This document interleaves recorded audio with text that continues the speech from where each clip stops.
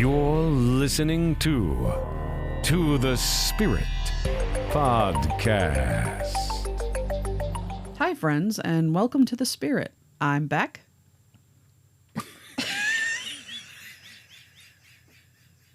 Well, this is going in. Sorry, everybody. And with me, Steph. Because she's like, do you want a seltzer? Okay. And then it all comes out when...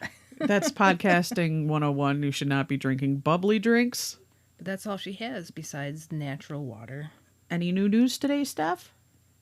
Not today, but I know a few days ago, was it Prince Philip died? Yeah. And I don't even really care about that, should I? Well, the one thing that really I thought was kind of funny, and this might be kind of rude to somebody that just died, but I've seen many clips of him talking about how the world is overpopulated. And there's a lot of powerful people out there that would like to reduce that number in some way. So I just want to thank Prince Phil for dying. Yeah, so one less bastard on the planet. But today's show is about amazing animals. Mm-hmm. Amazing. I am an animal lover. You're an animal lover. Did you know which animals have the strongest psychic abilities? I'm going to guess horses. Ooh, good guess. Cats. Yep. Giraffes. I don't know after that. Well, we have cats, of course, and they have access to the spirit world. In ancient Egypt, cats were revered.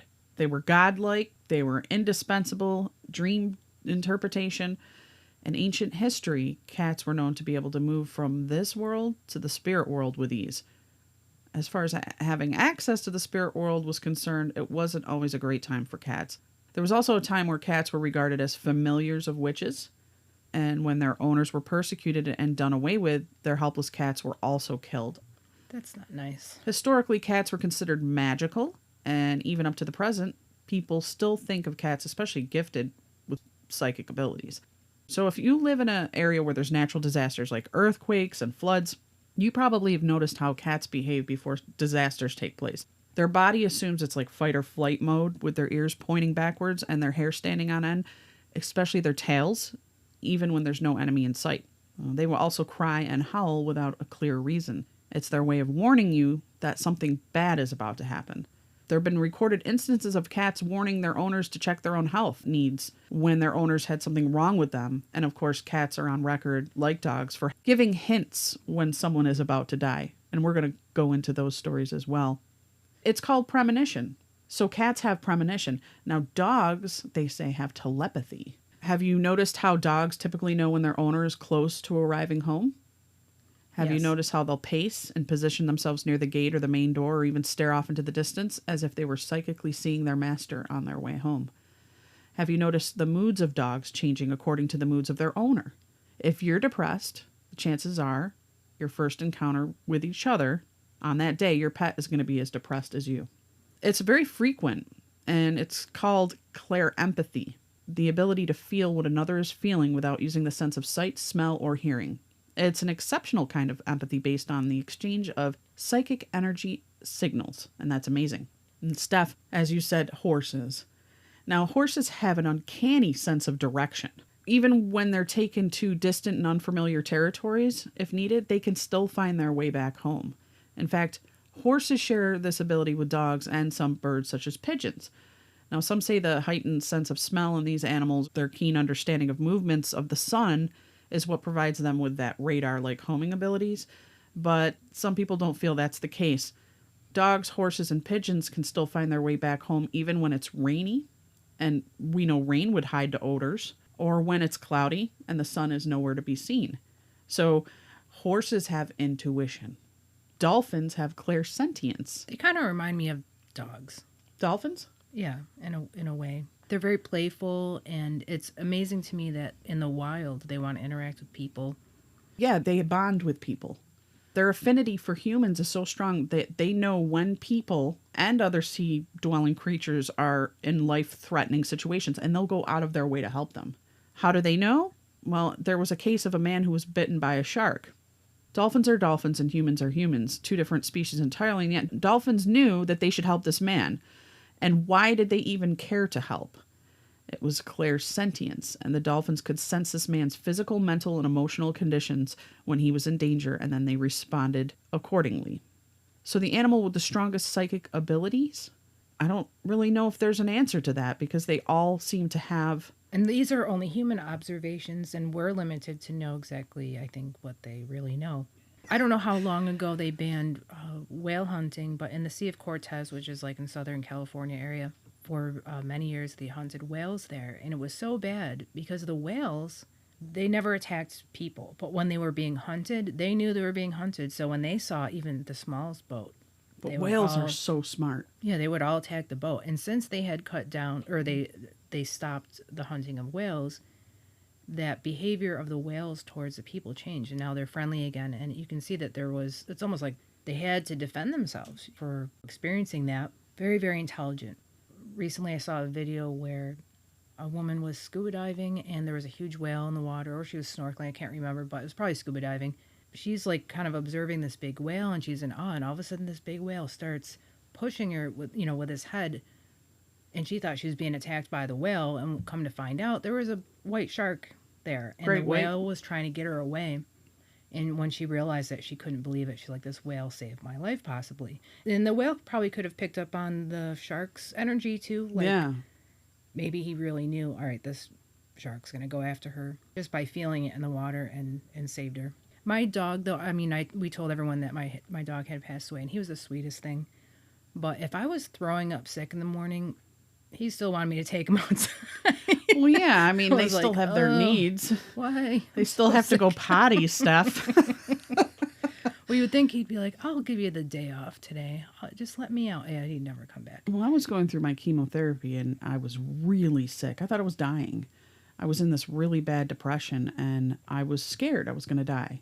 And my dog would not leave my side. He would put his head on my chest and lay with me, and just lay with me and lay with me. And he's really super connected to me. But it was amazing to me because he would actually perch above me and watch over me through the whole process. Week after week that I would go through the treatments, it would be like, oh my God, I'm dying. I'd look up and my dog would be looking down at me, just like, I love you.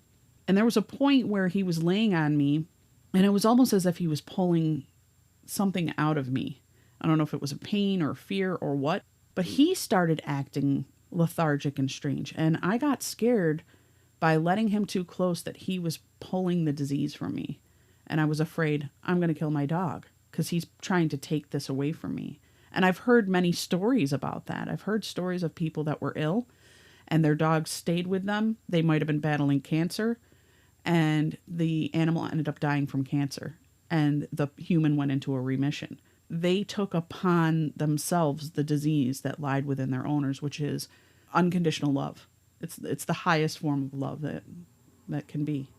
Well, Emma de Guzman, the mystic that I know, she had this friend. His name is Bill. I won't say his last name, but he had a dog that he really, really loved. It ended up getting cancer. Well, he had cancer, and he seemed to be healed, and all of a sudden the dog got cancer. And she had told him that God allowed the illness to pass into the animal. It had to go somewhere. Something had to be, for whatever God's reasons were, this was in his plan, but it went to the dog instead. So I always looked at that, like, wow, even the dogs are taking on these types of things for us, you know, not just other people. So I was amazed by that. Animals. I mean, my cat, when I would cry, he'd come right to me and lay with me. I could be watching a movie about something that would make me cry, and he'd come to me. He'd run from across the house just to come and lay with me. It was amazing. There are animals that can predict disaster, right? Like cats. They know when there's natural disasters. But did you know flamingos can too? I think a lot more than just a few. I almost think, especially the ones that live in nature, they're not just your house pets, really know. Well, in 2004, there was a tsunami during Boxing Day that hit the Asian coastlines. And the flamingos were among the first species to notice that something was wrong. And they abandoned their low-lying breeding areas for higher ground before the giant waves made the fatal impact. Elephants. They're another species that seems to be able to predict earthquakes. They can feel the sound vibrations through the ground. And the giant land mammals, they've been spotted lifting one foot into the air to listen more intently with the other feet. But what about bees? While common rain is rarely considered a natural disaster for humans, it's a different matter for the fragile bee. The clever pollen gatherers are able to detect moisture changes in the atmosphere before the heavens open, allowing them to find shelter and avoid being washed away by a heavy storm. Cows. The same Japanese earthquake that caused cats to act cranky also seems to have been predicted by cows, who showed lower milk production 6 days before the disaster. Elsewhere, a New York City dairy farmer reported a 90% correlation between a decrease in milk production and the onset of an earthquake. Sharks.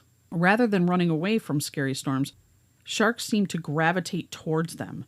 Tiger sharks in particular are good at detecting rapid temperature changes that occur when a storm intensifies, that scientists are data tagging them with the hope that they can improve storm forecasts by up to 20%. Dogs, and that's related to their smell. So they basically can smell things that are changing around them. Dogs can smell cancer. They train them to smell cancer. Very true. There was a story I just heard the other day from someone at work that they went to go to the hospital to visit someone, and someone had their cancer smelling dog there, and the dog kept on going to the person that was visiting and wouldn't stop. And the person who owned the dog, that was a trainer, said, "You need to go to the doctor's tomorrow." Yeah, there's something up. And it ended up having cancer. Sometimes the pets know us better than we know ourselves, and the connection of our well-being could be considered a second sight for them. So such in the case for Lisa, who wrote a psychic pet story about her corgi named Cassie. Cassie ate Lisa's prescription sunglasses one day. Without prescription glasses to wear while driving, Lisa had to make a long overdue appointment with an eye doctor. She hadn't had her eyes checked in 2 years. So imagine her surprise when the doctor told her she had 2 growths on the back of her eyes. Apparently the growths had been there for about a year and were prevented from being flushed out of her system because of medication she was on. If she had waited any longer, the growths would have caused her to lose her eyesight. Wow. My grandfather ended up taking his brother's dog that died with my great uncle. So when he died, his dog Toby went to my grandfather, and he just had him for a couple weeks. But he was familiar with him, and he was a really smart dog. So he drove to the veteran cemetery to visit his brother for the first time at his grave. And when Toby was in the car, he started howling before he got there. And of course, he's never taken him there before. So Toby's howling and getting, all upset. And the moment he opened the door, he wanted to, put his leash on him and take him out. He darted and took off. So then he thought, great, how am I going to get him back? He's like, well, I'll just go to the gravesite. And when he got there, the dog was already there. And he'd never been there before. He went beelined right towards his owner's, my uncle's grave. Wow. Animals are amazing. There's a story of a baboon that worked as a railroad signalman. Have you heard of this? No. Monkeys shouldn't be involved with public transportation, but Jack the Chacma baboon is an exception. In the 1880s, Jack was purchased by a South African dude named James Eden Wide. This guy worked as a railroad signalman, although he had a rough time getting around because he'd lost his legs in an accident. Wide trained Jack to push him around in a trolley. He also taught his monkey pal to keep his house clean. But Jack's biggest accomplishment came to when he figured out how to run an entire train station. Whenever these old-timey trains approached, they'd start blowing their whistles, and the number of whistles blown indicated which track they needed to go down. Before Jack showed up, Wide had been the one changing the tracks, but the baboon quickly learned how to operate the levers. Soon, he was totally in charge of making sure that the locomotives got where they needed to go. According to Mental Floss, railway managers even tested the little guy to see if it was safe to have a monkey manning the switches, and Jack passed with flying colors. As a result, Jack was paid 20 cents a day, plus a half a bottle of beer each week. Half a bottle because you don't want to give the monkey in charge of changing tracks a whole bottle of booze. And with those paychecks coming in, Jack worked as a signal monkey for nearly a decade before finally throwing his last lever in 1890. Now, did you see the video I sent you about the Neuralink? Not yet. Okay, you have to watch that. It's scary, but it's amazing. So they implanted microchips in this chimp's brain. This is all coming from Elon Musk. Yeah, I know Neuralink. about Neuralink, but I didn't watch the video. So they trained the monkey how to play Pong. Every time it would basically get the, it looks like two rectangle shaped, like, I don't know. It looks like two straight up slashes. Yeah, and a little tiny dot that almost acts like a tennis ball. And it's like you're playing tennis in a way with like a video game. So they taught it to play Pong, and every time it would learn how to get the ball, they would give it like a banana or something, right? So once they implanted the chips were actually reading his mind in a way, like kind of analyzing its mind, knowing how it works, how he was being able to hit it. So then it could take over. Okay, this is a scary part. So he learned how to play Pong, which is an amazing thing in itself. But with the chips in his head, they unplugged the joystick, and he thought he was still playing it. He was doing it with his mind. He was playing Pong with his mind. And I was blown away by this, and I'm like, oh my gosh. What is this world coming to? And now they have this poor monkey addicted to video games. That's insane. The Adex antelope. Have you ever wished you could change your hair color without the use of expensive dyes? Oh, yeah. Well, the Adex antelope can. This lady herself gives a new mane whenever the seasons change. She's white in the summer to reflect the heat of the sun. Then she turns grayish brown in the winter to help herself stay warm. And both the male and female antelopes have horns, so they're kind of hard to tell apart. But that's kind of cool, right? Well, it seems that they're so sensitive that when those changes occur, it triggers something in their body to do that. I know, like, sharks are very sensitive in their nose area, and they pick up all the electromagnetic fields. Right. And they normally don't ever get lost. They did all these tests where they put them in some area, and they'd end up coming back to the same area again every day, and it's kind of amazing. And they know how to follow this for the season. Same thing with elephants. Elephants will go on these long journeys, and it all happens at certain times. Like, how the heck do they know to do this? But it's the electromagnetic stuff that they pick up on. Well, then you've got the lyrebirds. Are they called lyrebirds? Lyrebird? No, you've seen those. I know you have. Those are those birds that make sounds like car alarms and chainsaws. They mimic it. Yeah. The meerkats can look directly at the sky and see far distances. They can see predators from very far. I think it shows to us, though, what is out there, which I think nature has provided, which we should have all these. Right, Why is it so blocked? Why don't we have these abilities? Well, maybe the neural link will help. Yeah, I know. I think that they're there. We just don't take the time, I think, to discover. Some of them aren't. Like the spiny mouse. Have you heard of the spiny mouse? I don't think so. Okay, well, the spiny mouse is kind of a Wolverine of the animal kingdom. He's a little mouse, but he can discard chunks of his own skin to release himself from a predator's clutches. Wow. So he can get rid of cartilage, fur, and even his sweat glands once they're removed and regrow them back. And he's a cute little fella. Oh. The scarlet jellyfish turns herself back into a polyp when she's injured. She can actually go back into like a juvenile and regrow. It's almost like she has, she has a cycle of 12 times that she can do this. They're only she's? Well, they're calling her a she, so I don't know. And then you've got the hippo.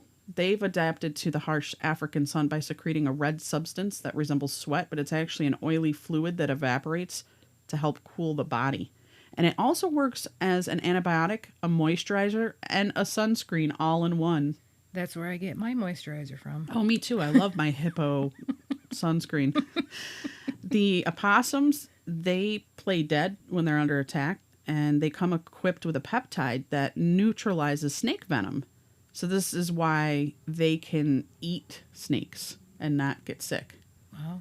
Dolphins, while they're sleeping, these ocean mammals only shut down about half of their brain activity. So they regain energy and rest while they're leaving one eye open to watch their surroundings. I wish I could do that. When I'm out, the aliens can come get me because I don't know what's going on when I finally hit that sleep state.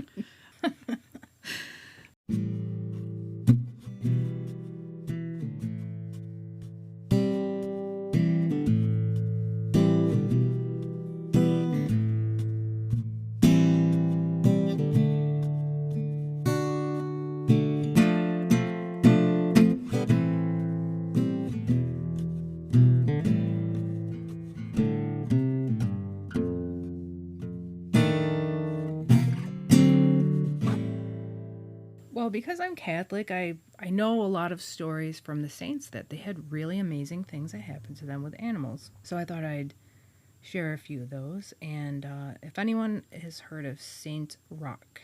Yeah, I know about The Rock. I didn't know he was a saint yet, but I wouldn't doubt it at this point. People love him. So he was born in Montpellier in the south of France in 1300. Wow, that's a long time ago. He was the son of a very wealthy family. And when his parents died and he was 20 years old, he sold all his possessions, distributed the money among the poor, and went on a pilgrimage to Rome to visit shrines. At the time, the typhus plague broke out in Italy, and many people died. St. Roch then dedicated himself to caring for the most abandoned. Many managed to get a cure just by making the sign of the Holy Cross on their forehead. While in Piacenza, working in one of the hospitals, the saint contracted the deadly disease himself. And since he did not want to be a burden on any hospital, he decided to go live in a forest setting in a cave. I know this sounds more like a myth, but... Well, yeah, I mean, you can't trust that from the 1500s. Well, there's one that I have that's more modern, but I'll continue just so they can hear. So when his body was filled with black spots and ulcers and he was already weak on the verge of death, a dog fed him and took care of him miraculously. A dog that lived in one of those most important houses in the city began to take bread from his master's table every day and bring it to the forest to give it to St. Roch.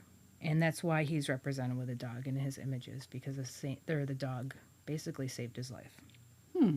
St. Francis of Assisi, which a lot of people know about, whether you're Catholic or not, he seems to be in a lot of people's lawn ornaments. Yeah.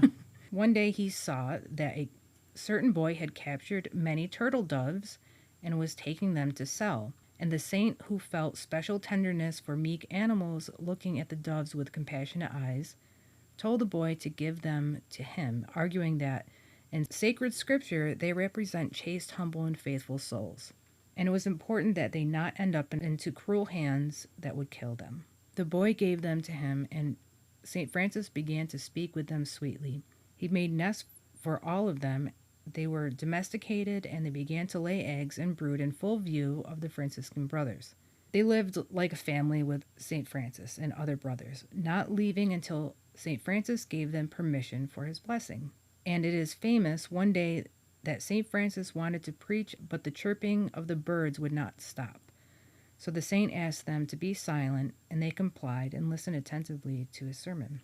And when he finished his preaching and exhortation, he made the sign of the cross over his winged listeners to bless them, and they launched themselves into the air, exhaling wonderful songs, scattering in all directions. Do you know what they were singing?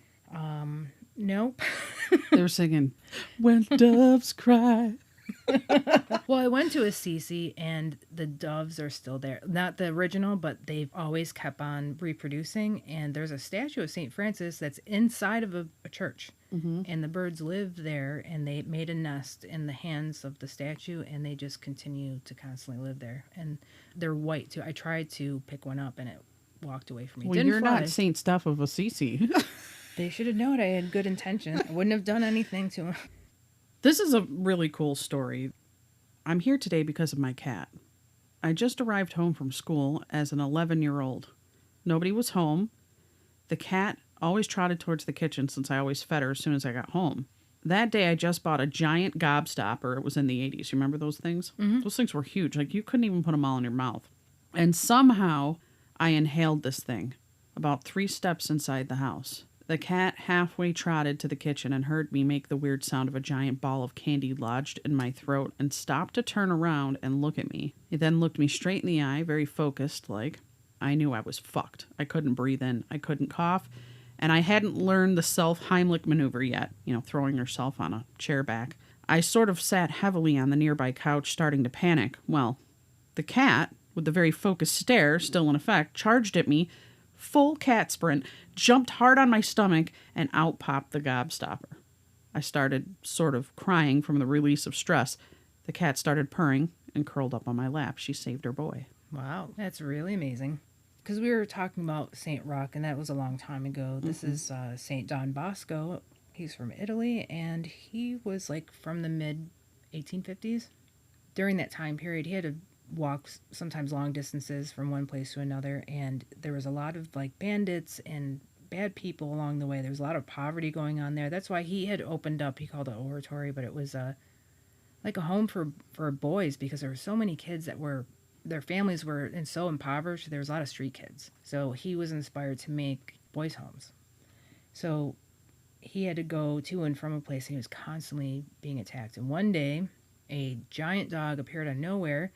Everyone was afraid of this dog because he was huge. The way they describe him, it sounds like an Irish wolfhound. Okay. I don't know how that would be in Italy if that happened, you know. Most people thought it was mystical because they're like, that is the most unusual dog they've ever seen. It almost looked like a wolf, but it was humongous. And he was startled by it. But everywhere he went, it was his companion, and then he'd go away. And he was saved on many occasions. At one point, he actually got attacked by like multiple people, and they threw like a hood or something over his head and started strangling him. Dog came out of nowhere, and the people were so scared. The dog knocked one of them down, and they begged, please get your dog away from us. And he goes, I'll let him go if you let me go. They just kind of made an agreement, and he let him go. So that happened several times, and at one point, the dog, was happening for years, that the people are like, this dog should be dead by now. It's been like over, the dog's life. And he said, well, maybe he's the son of the dog. Like he couldn't figure it out, maybe, and he never knew where it came from. It would always just show up, and that would be his companion. Finally, for a long time, it didn't show up, and he thought, oh, it must have died. It must have died.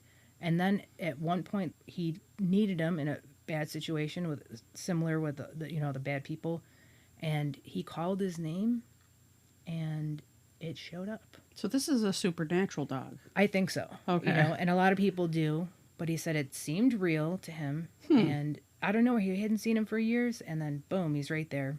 So I don't know. I think that's a cool story. I was living with myself and my two pets, a cat and a dog. Now, the dog barks at everything, and the cat never gives a shit about anyone or anything. I was asleep. I hear my dog barking. He shuts up after 30 seconds. I try to fall asleep again. After 2 minutes, my dog starts barking again like crazy. I go down to tell him to shut up. When I get down there, there's a frickin' burglar on the bookshelf. Ski mask and all. On the floor lies a gun. Beneath the bookshelf is my dog barking and jumping up after him. On the couch sits my cat, looking like he found my tuna stash. I call the police. They arrest the guy. I give my dog a sausage for being a good boy. A couple days later, a guy calls from the station. During the interrogation, the burglar admitted that he broke into my house, kicked my cat, and then lured my dog into a closet. My dog jumped on him. 2 minutes later, the burglar didn't even know my dog could open doors. He can't. My cat being the king of the house, though. He taught himself to come and go as he pleases.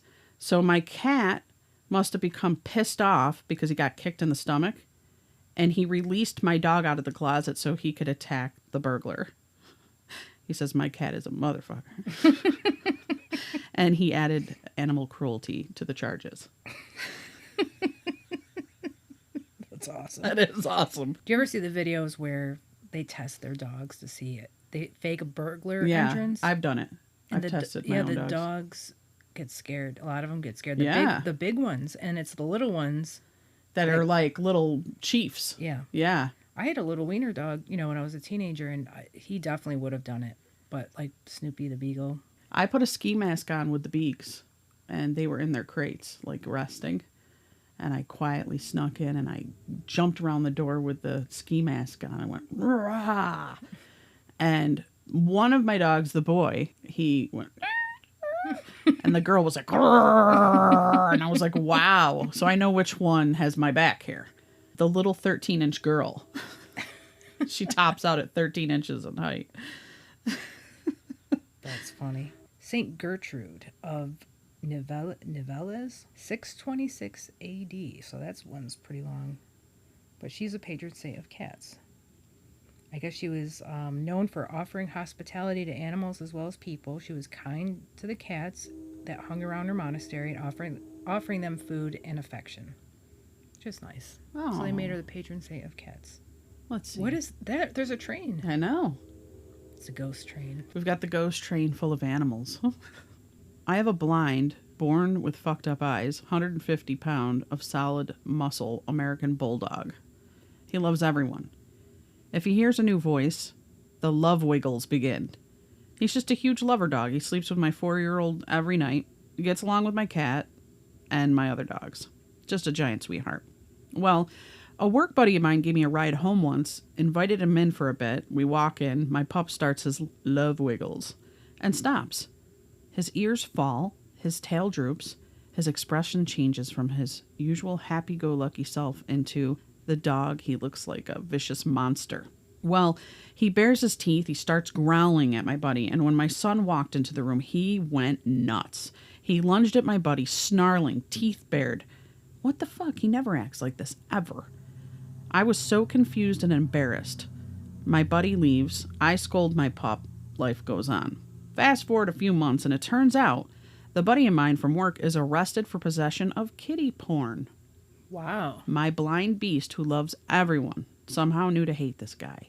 He instinctively disliked him, and when my son came into the room, he went into protect mode and tried to get the guy. That's really cool. I wish they could come up with teams of dogs and train them to attack all crazy perverts. Just let them loose. Yeah, man. My brother had this idea for a restaurant. Maybe you'll think this is funny. He just thought this was so funny that this is the theme of the restaurant. Mm-hmm. So you go in and you're eating, you're dining. But then these little doors open and everyone puts their plates on the floor and they're finished and wiener dogs come in and lick their plates. And then they're done and then they exit through little tiny doors. Hopefully they actually wash the dishes after that, but yeah. It'll be steamed, high temperature. It'd be good for like rescues to come in and... Wouldn't that be cute though? It's like imagine 100 dachshunds storming. But they can't have the any restaurant. Onions and certain things that would kill them. Yeah, so that wouldn't be on the menu. Right, it'd have probably. to be all animal-friendly foods. Yeah. I made a crow friend while smoking on the porch. I gave it fragments of whatever food I could find on my way out. One day, I found an empty pack of Marbs on the porch. Puzzled, I threw it away. A few days later, I found my crow bro standing behind 3 empty packs of cigarettes. I tried to pick them up to throw them away, but the crow bro was protecting them for some reason. Frustrated, but I gave a small chunk of meat as I took another drag. As I gave him the meat, the crow picked up one of the packs and placed it in front of me. Then it hit me. The crow was trading with me. The trade went on for a few more times until the winter hit Minnesota. I came upon some crows at an animal reserve with some friends of ours. And we thought we were tripping at first, but the crows were going, hello, hello, hi there, hi. And we were like, are we? Is this? And we go, hi. And they go, hi. And we're like, I didn't know crows could talk. Did you? Yeah, I guess they can. There's also, they kind of look like a crow. Not a raven, but it's like a or is it a grackle? Or... Yeah, they're small. They're little bastards, too. Yeah, I've seen them kill other birds, right? I call them krakens. Krakens. The grackles. But there's something out there that looks like a crow that they have you can teach them to talk. But they might be able to learn it just through observing, Huh. Interesting. But like the African gray parrots, they can have vocabularies of 1,500 to 2,000 words. And they say they're psychic. When people own them, they'll say, okay, I was thinking about something, and then my bird said it. Wow. And so they tried to test it, and they made the person look at images to see if he would repeat. They put him in another room. And that didn't work because they said it's almost like it's not natural for a person. We don't know how these psychic events really happen. So if you're looking at something, it might be changing whatever it is going on inside you. So it wasn't really working when she'd look at an image. They were hoping that the bird would pick up on it. It was only when the person was really thinking it in a strong way, because it was more connected to her in a stronger way. Intuitive, yeah. That's when it would pop through and the bird would know it and would Amazing. say it. And then for a while, because who is the one that visits the gorillas? Is it Jane Goodall or is it no? Gorillas in the Mist or whatever. I think she was going to visit this person that owned the African gray parrot. She was preparing the parrot for her coming over. She played videos for him all day long and this is Jane and blah blah. So I guess before she was coming, the bird was saying things like Jane coming, repeating things, and he knew. Yeah. And it's just weird, Birds are strange, though. I mean, they can dance to music. They dance. I know. My cousin had a cockatiel. I don't know what they're called. They're the white Cockatiels ones. are smaller. I think cockatoos are the white ones. with Yeah, the yellow. white ones. Well, this little guy was weird, and he took a liking to me, and I would work on the computer all the time and whistle, and he would whistle back. Not the same song. Like, he would make up his own song. It was so cool. So him and I would go back and forth. I'd make up a little jam, and he would whistle back. And then I realized this bird really likes me. So I took the bird out of the cage, and I sat on the couch with him, and he laid on my bosom and put his head down like he was loving me and letting me pet him. And then it started freaking me out. So I put him back. I was like, I think he thinks he's my boyfriend. I don't know what's happening here, because he really was like loving it. He was like, I want to snuggle with her. Well, they bond with people really strongly, and normally I think if I were to have birds, I'd get two so that they could be together. Yeah. My friend had a cockatoo, and he was a really great bird. He lived a long time, like 30-some years. And when her son was born, something happened to it, because something in the family dynamic changed because of the new baby coming, and he became aggressive. And he was like mental after that. He never changed. And he wanted to be the baby. I think so. I think because everything shifted away from him, and he lost something, whatever it was in his mind. So she had to deal with a crazy bird for And they do get crazy. Because he was a biter. I took care of a starling for about 3 weeks. Loved this bird so much. I really, really wanted to keep it secretly, but I was kind of training it so it would go off on its own. But I found it in my apartment building. We had in our bathroom these vents that go to the outdoors, and the birds could fit through the slots of the vents, and then they're making nests in the ceiling. And in our bathroom, it had like one of those, I don't know what you call it. It's like a tile type thing, but you can move them up. You can remove them. Yeah. It's like a grid pattern. And I know what you're talking about. Really cheap ass, like they're awful terrible, terrible. And I heard it up there. I thought it was a mouse at first because it sounded like scratching. And I opened it, and I saw him sitting on the edge.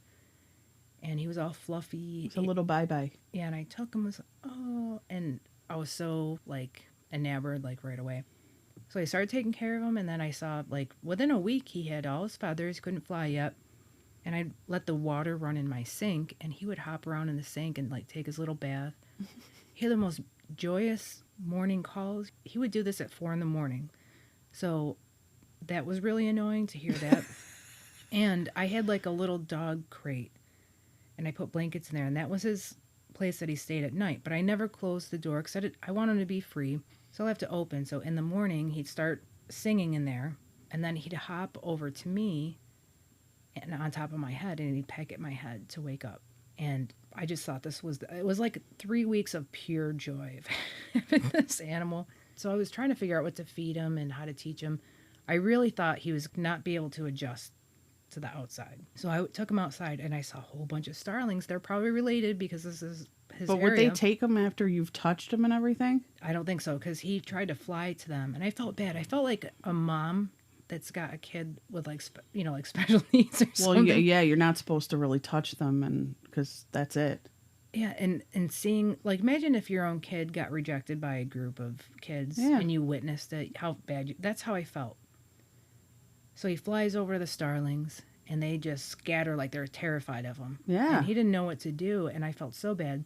I used to take him to work with me. I was doing landscaping, and I'd keep him on my shoulder. He'd hold on, and I'd be like digging and hammering or whatever I was doing, and he'd hold on. Or I'd let him put the sprinkler on. He loved the water, and he'd go play in the sprinkler. A few times I found him, and he was soaked right to the bone with water. I thought they had like water repellent. I'm like, he doesn't know how to oil his feathers. I was getting really concerned, and I had to dry him off. He looked so cute wet. I'm telling you, it was the cutest thing I ever saw.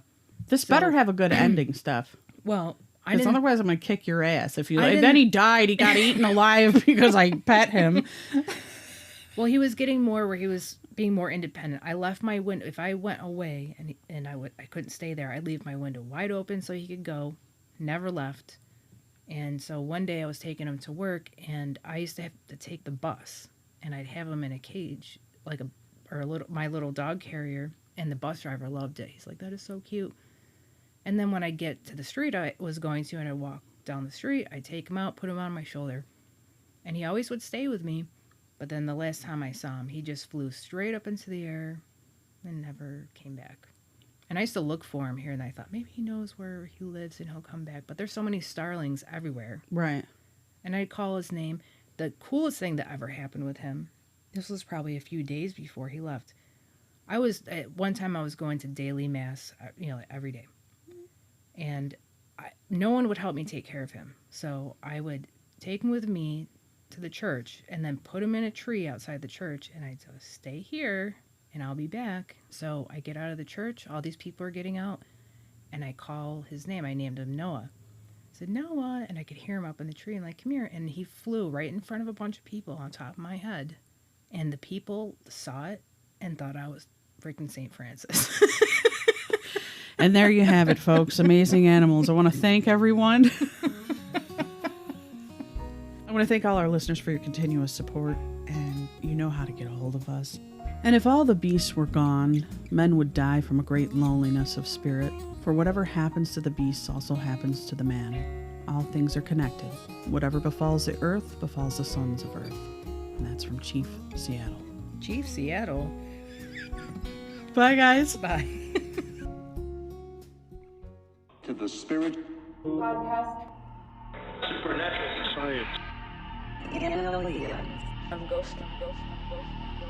psychic mystic Spirit. divine source heaven. It's magic.